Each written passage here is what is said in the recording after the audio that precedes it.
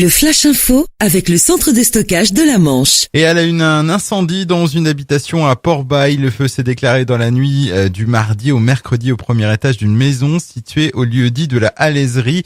Heureusement, pas de victimes. Les résidents, un couple et ses 2 enfants, ont pu sortir à temps. Ils ont toutefois dû être relogés. Les pompiers mobilisés sur un incendie de voiture hier soir à Courcy, près de Coutances. Le véhicule était stationné sur la D972 quand il a pris feu. Pas de victimes à signaler puisque la voiture était vide. L'origine de cet embrasement reste encore inconnue. Le coup de gueule de la caisse d'allocation familiale. Entre 2014 et 2016, le nombre de dossiers frauduleux dans la Manche a presque doublé, passant de 129 à près de 250, ce qui représente environ 1,8 million d'euros de préjudice. La CAF qui a fustigé ce mercredi ces comportements qui ralentissent le processus de solidarité. Un blessé léger hier à Tour-la-Ville. En début d'après-midi, un automobiliste a perdu le contrôle de sa voiture alors qu'il circulait route découplée.